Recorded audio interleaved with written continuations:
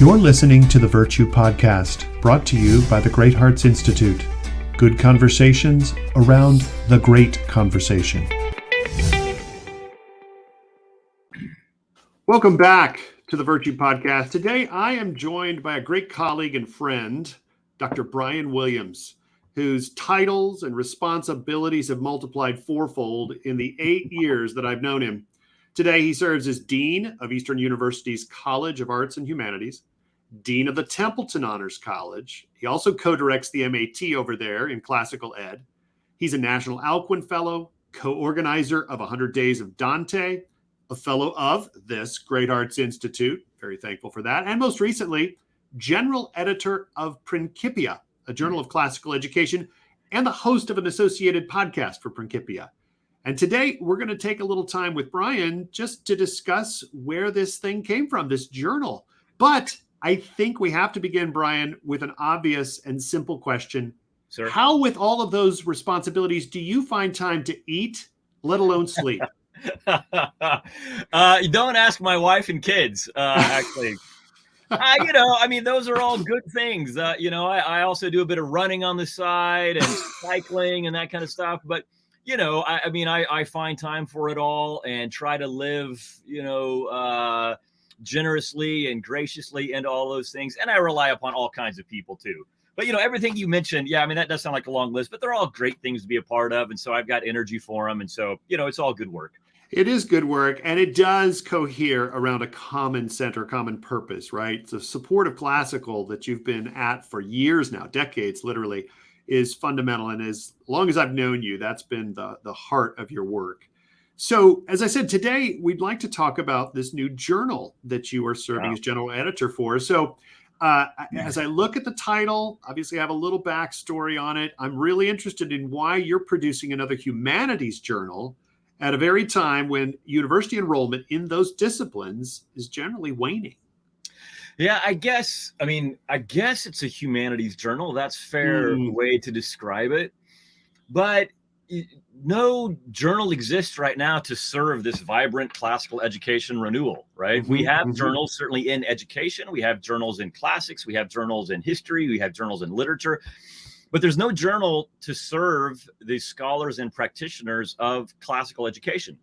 And I think, several years ago, several of us involved in classical ed who are academics realized that classical education had become its own subgenre within education. And then a lot of us were producing scholarship and papers and research, but had no way to disseminate them to the teachers and scholars that we thought might be interested.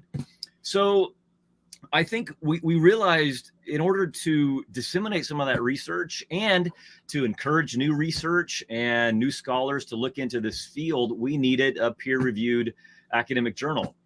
And I think because it appeals to both scholars and practitioners, that we at least hope it has a pretty wide readership beyond any one of those individual disciplines. But we'll find readers who care about classical education or are practicing classical education at whatever level, K to 16, as we sometimes say. Yeah. Well, I like that. I mean, I'm very, very attracted to the idea that this particular journal and the associations that it is going to foster are intended to support and encourage practitioners in the field. As you well know, there is at times a significant divide, right, between the scholarly community and those in the classroom, specifically K-12, where many of our practitioners are to be found. So tell me, if you will, a little more about how this budding field or subgenre, as you call it, in classical education relates to other disciplines within the university, right? Just a little bit more about that would be helpful. Yeah, I mean, that's a great question. And what's the best way to articulate it? I mean, I think when we're thinking about education, obviously we are educating students across all of those disciplines, whether that's English, mathematics, history, philosophy, languages, et cetera, et cetera. So classical education in particular partakes of all those disciplines, draws on all those disciplines, tries to introduce students to those disciplines. But in a unique way, tries to integrate each of those disciplines with the other towards a holistic vision of what I call sometimes multidimensional human formation, right? So we're not trying to create disciplinary specialists in any one of those fields like you might be in a university. We're trying to create, I'm dean of the College of Arts and Humanities. I have history and philosophy and music and other disciplines under me. And we are training students to be specialists in those areas. But at a much deeper level, and certainly with younger ages, that's not what we're doing. We're trying to draw from those disciplines, trying to introduce students to those disciplines, and do so in a way that integrates them together for, again, their holistic formation. So I think classical education draws from each of those, but does have its own space within the university. And it's also why we see now several universities and colleges, I think, developing programs, minors, majors, and graduate courses in classical education as its own disciplinary field. So that's how I think it draws on all of those various disciplines, and really does, at least the journal and these programs, focus on practitioners, people who are leading classical schools and teaching in classical classrooms. Yeah. Well, it's an exciting and growing sector in K-12 education, and to have this work being done in higher education seems like just the right time, as we've seen an explosion of growth in the K-12 arena. I'm also intrigued by you mentioned any number of subjects that we teach. The sciences are obviously a part of this as well, and as our music and the fine arts. I happen to be familiar. I was talking to Greg Wilbur recently over there at New College Franklin.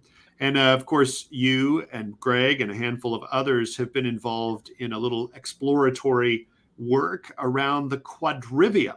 So maybe you could tell us just, and I know it's early in the conversation, but perhaps you could tell us a little bit about how something like the quadrivium might give us a little guidance around how we approach this interdisciplinary multidimensional, multidisciplinary approach you mentioned? Multidimensional formation of students is what I typically think about. My background academically is largely in ethics, and so I typically think about and virtue and character formation. But funny you mentioned that. Just last weekend, Greg Wilbur from New College Franklin and I co-hosted our second small summit at a cabin in the woods in South Carolina, where we brought together, no lie, it's glorious. But we brought together musicians, mathematicians, and astronomers for 3 days, and people who are involved in classical education and some people who aren't. And we had them talk to each other about the quadrivium. This was the ancient approach to mathematics and a quantified understanding of the universe. So it draws together arithmetic, geometry, music, and astronomy to try to understand pattern in the world and pattern in nature and pattern in numbers. And so we brought them together really just to say, okay, what was the quadrivium? How do we benefit from thinking of those arts as quadrivial arts? How does any one of those disciplines benefit from being placed alongside the other? And so it was really fascinating to see astronomers, musicians, and mathematicians talk about pattern and harmony and replicating pattern and harmony in their respective disciplines. And what happens so often in education, and certainly this was the case for me and maybe for you, I took music classes, I took mathematics, I took biology, I took English, I took history, and they were all discrete, self-contained disciplines. And there was very little integration across them. And so you as a student, whether you were 12 or 16 or 20, you were left to try to integrate all these, because the actual educational system didn't give you any framework for integrating your knowledge.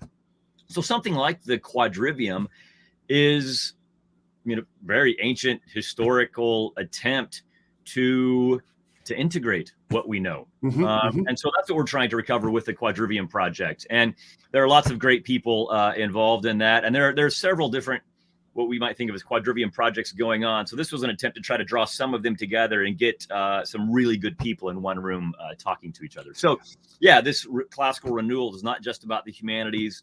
It's also about thinking quantitatively through mathematics about the world and with the contemporary sciences as well. And again, to integrate all those. That's right. Yeah, I think, go ahead. Right? Yeah.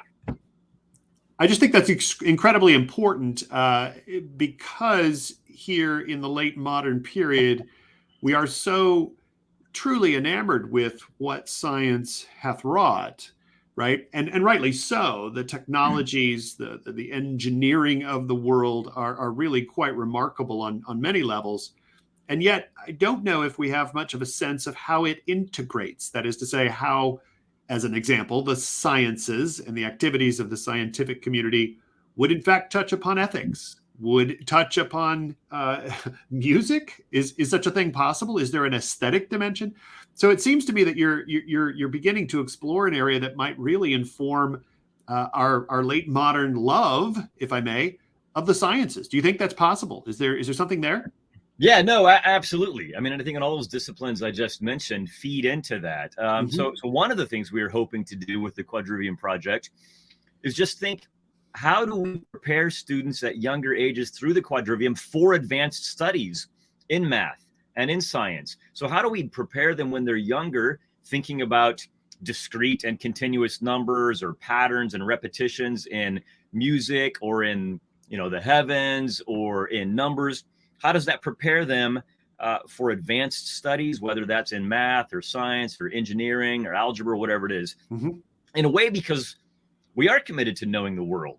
And classical educators, I mean, that's one of the great things about what we call the trivium and the quadrivium. Those are 3 and 4 ways towards knowing.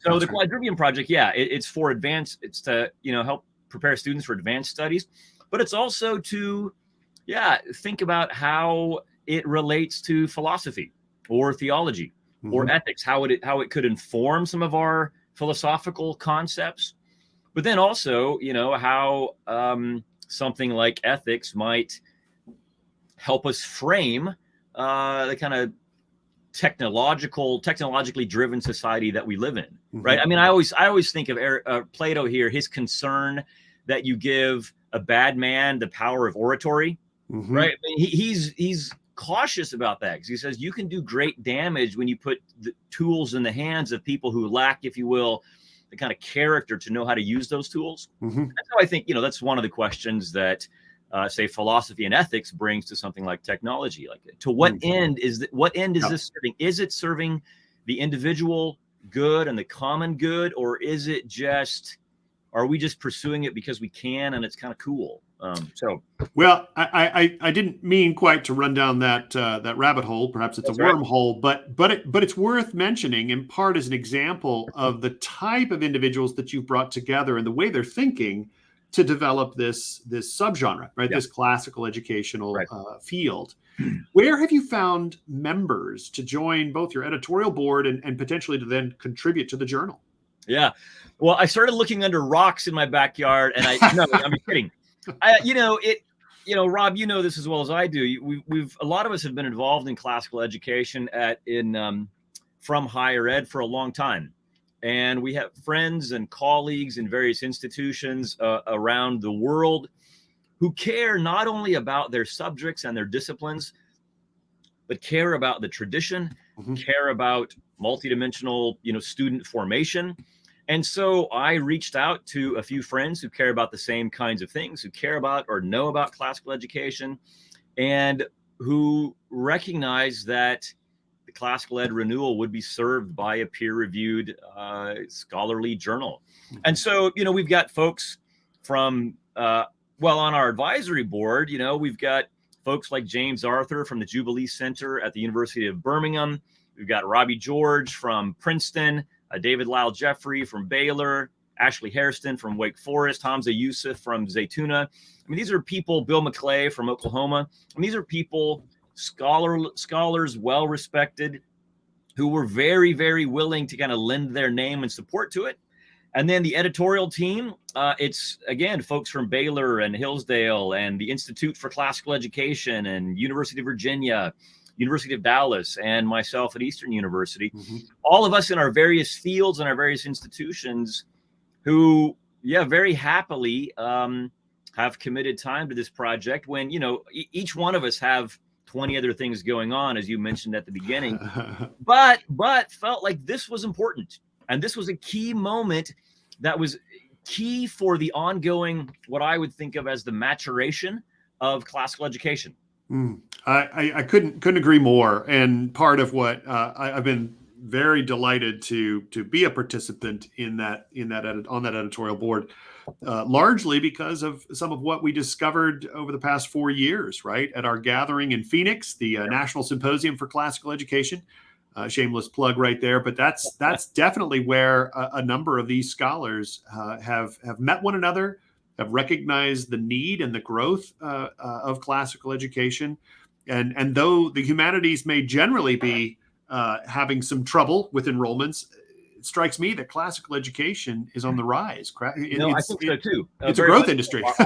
Well, very much so. I mean, schools, whether private schools, charter schools, online schools, I mean, they really are booming, not only across North America, but around the world. I mean, I in my first, my editorial to the first volume, I just made a list of all the countries that I knew had classical schools, most of them in the last 5 to 10 years. And, it's easily a list of 25, 30 countries across Asia, Africa, South America, as well as North America. Yep.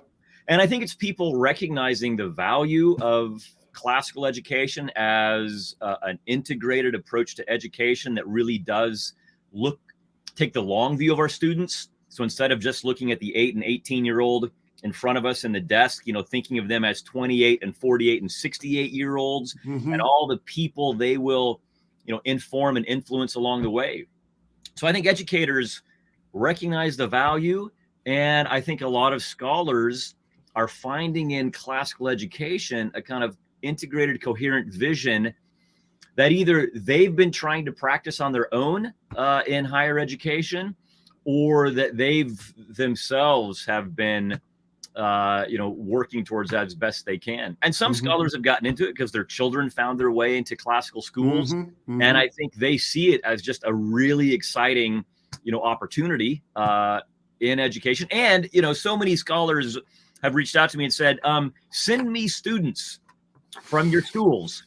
You are forming and educating the kind of students we would like to see matriculate at our institutions as freshmen. So I think scholars are also seeing these are not only sharp students, but really well-read students, well-grounded students, and well-equipped students for higher education. I think there's a truly symbiotic relationship here between those classical schools that dot the country and the institutions of higher education, where scholars continue to provide a very sound liberal education and want to work with young people who are eager to continue their studies. I think that's absolutely right. But as we try, as you and as the rest of the editorial board continues the outreach, right, to other scholars, let's just use this forum here, as we may get this to circulate a bit, to make an appeal. Who do we need to speak to? What scholarly disciplines currently on offer, and who would we want to reach? Right? Who would you want to reach with the journal and with this message of classical education? How would you go about pitching this, if you will?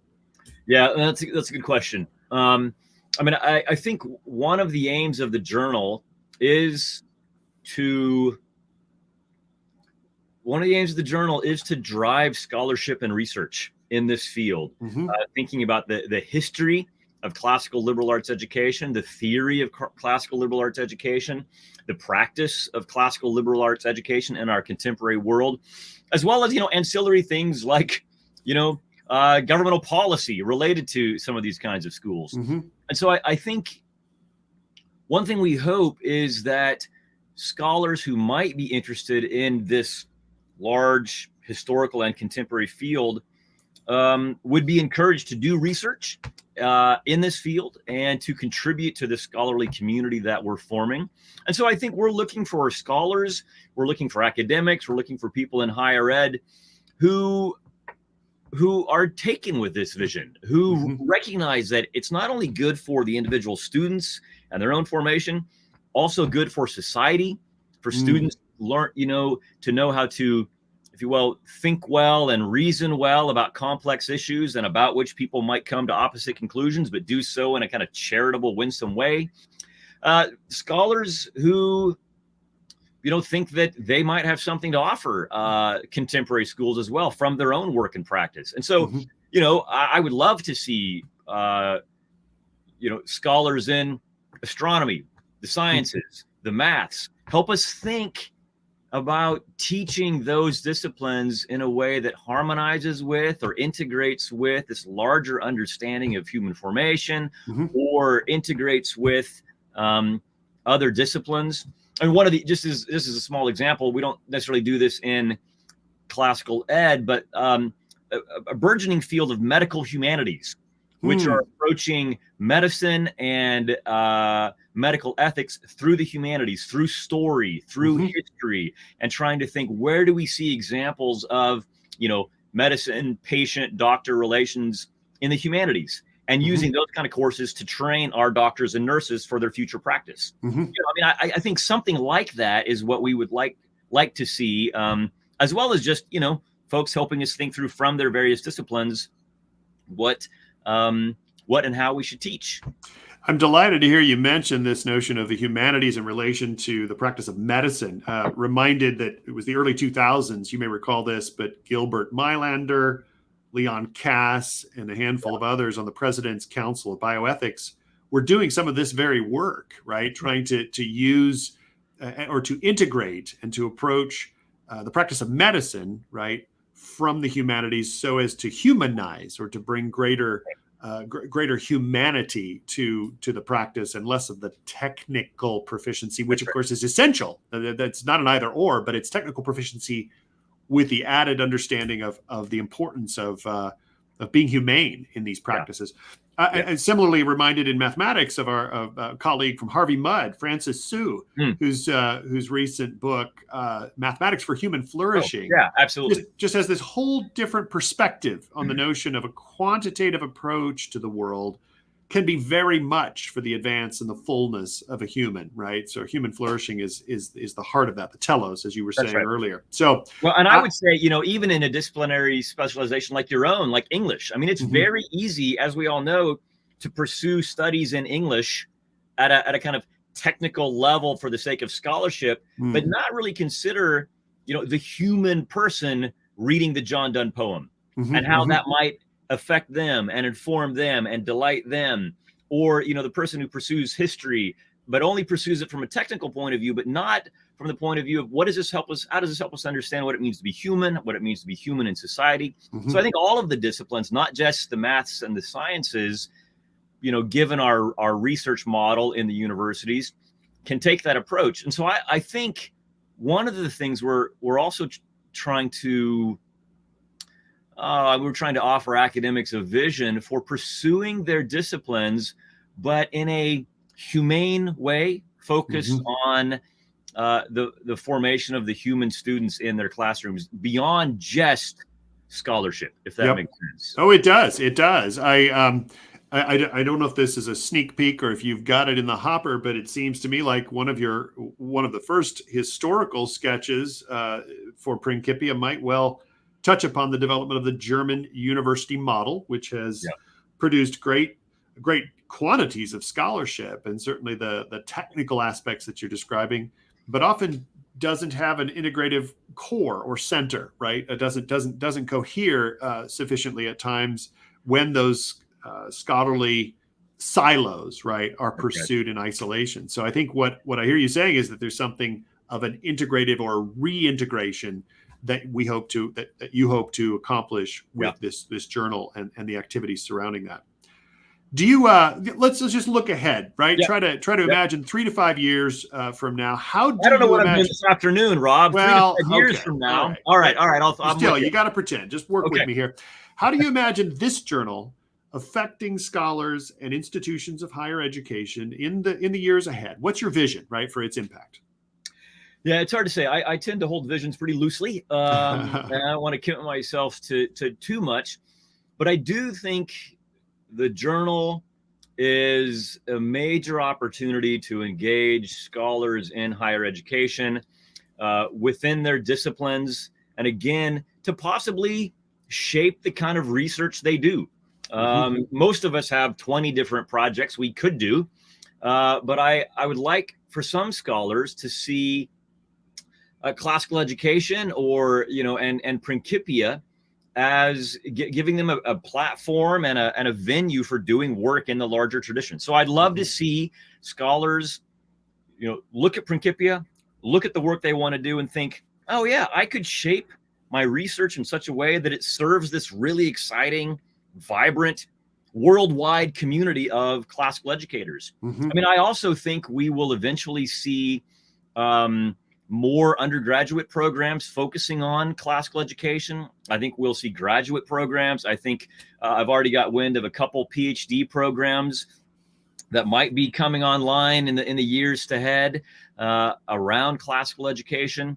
And I would love for the journal to foster this global scholarly community, engaging with one another, disagreeing with one another, but providing a venue, a large table around which that can happen.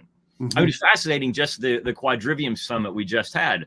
We had a room of 20 people, scholars, and there were disagreements. There were disagreements practically. There were disagreements historically about how we ought to understand the Quadrivium and the liberal arts and the Quadrivium and higher forms of mathematics and science.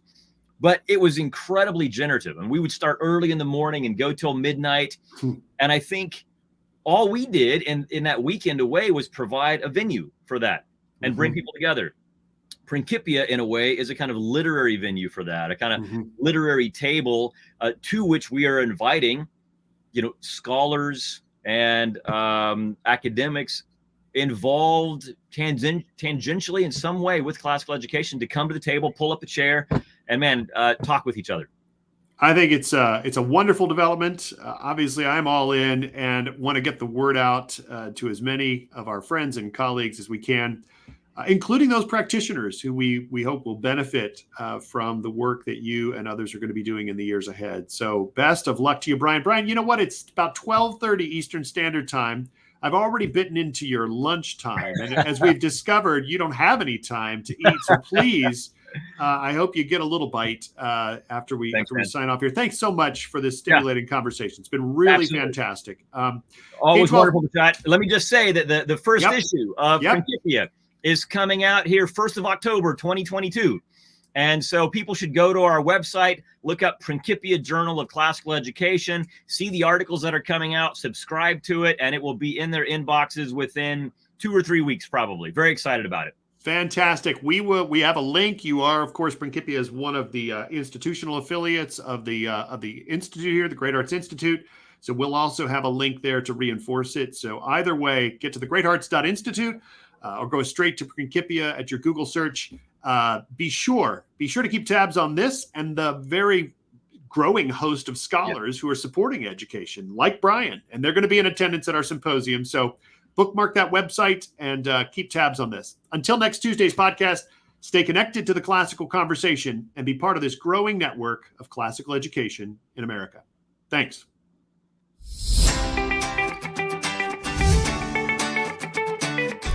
Registration for the 2023 National Symposium for Classical Education is now open.